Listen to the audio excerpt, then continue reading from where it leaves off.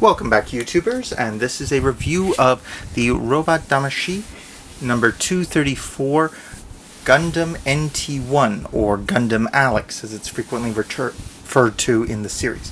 This is from Gundam 0080, a short OVA series that isn't focused on the main pilot so much as on a young child who witnesses the events of the war and how it pretty much wrecks some of the parts of his childhood and life.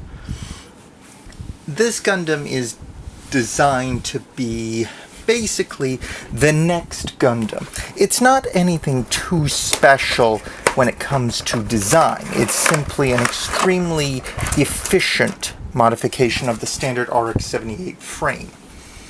It's faster because of the magnetic coating technology, and it has a panoramic viewer inside the cockpit, one of the first ones in the series. At least according to canon.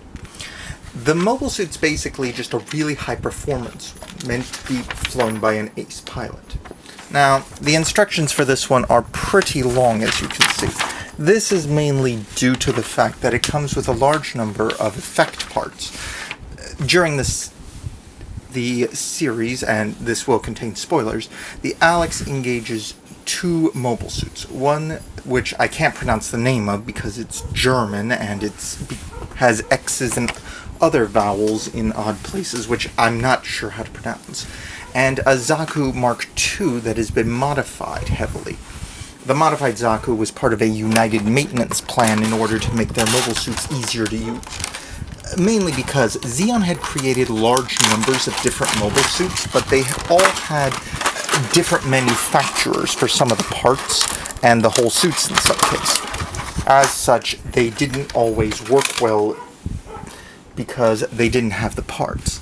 So they started modifying their existing mobile suits, like the Zaku, to make it more formidable, which worked for a time, but it couldn't compete with the mass production mobile suits that the Federation started pouring out.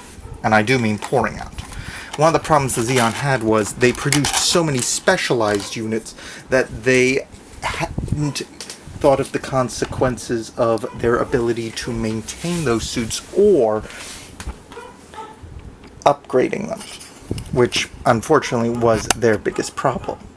They had a large number of older model suits, but they were useless against the more advanced mobile suits. Now, this one has several weapons, but a lot of these weapons were never in the OVA. Only the beam sabers and the machine guns that are underneath its forearms. It has a bazooka, as you can see, which is compatible with the anime-style parts that go to the other mobile suit kits in this series. It also has these little Gatling pods, which, as I said, go on the arms here.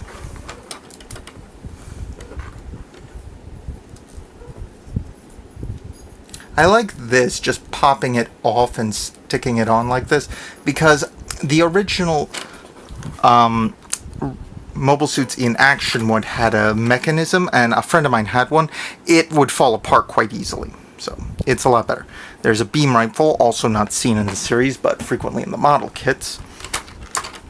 This is a destroyed one, because during the fight with the Zaku, he shears right through the pod, which is a smart move on the pilot's part. So you can stick this on here, which is something I like about this one, especially the battle damage. You can make really accurate recreations. Has 3 beams for the beam sabers, which also very nice. And unlike the other ones, it's got a much smaller point to stick them on here at the back.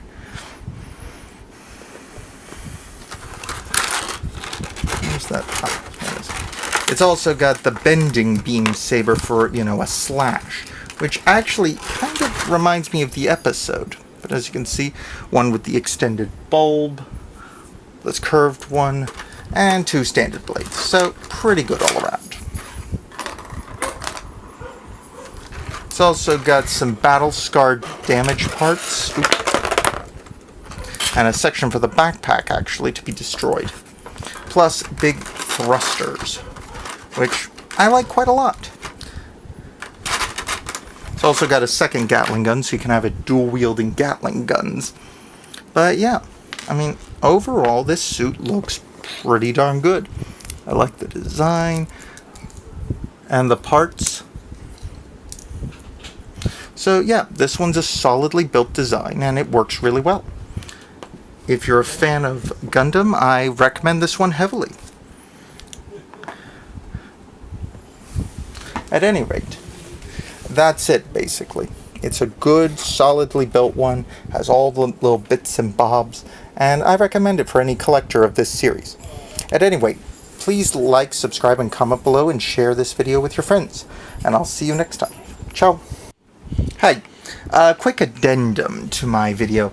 I was playing around with it and I found something interesting I didn't notice at first. Apparently there are little spring panels located here on each one of the legs, so that when you bend it up, the panel folds in to allow greater flexibility, which I quite like a lot. The other thing is, I wanted to show you the battle scarred. There's a hand with a missing digit you can pop in here. That's not as important. But aside from the destroyed Gatling gun, there's a slash which fits just over the cockpit area, a piece that plugs in here to replace the destroyed head unit of the mobile suit, and the backpack is the bit I wanted to get to. Now, the backpack can come totally off, but this part slides off. There's grooves, so the left-hand side one is the one that's supposed to pop out. And then you just slide on this one for the destroyed section. So, yeah. There was slightly more than I thought at first, but that's why that was an unboxing. This is just a quick addendum to that. But yeah, overall, this is a really nice battle scar effect. Much better than the old Mobile Suits in Action Battle Scarred series they brought over to the US. Overall, with quite a few hands, as you can see here, and all the other bits and bobs, this is a really good mobile suit. If you're going to buy anything from the Robot Damashii series, I strongly recommend this one, as it's a great one. Oh, and one other thing. You can put impact damage blasts, the little machine gun ones, here and here on the shield. So, there is that too. All in all, that's all. Thanks. Bye.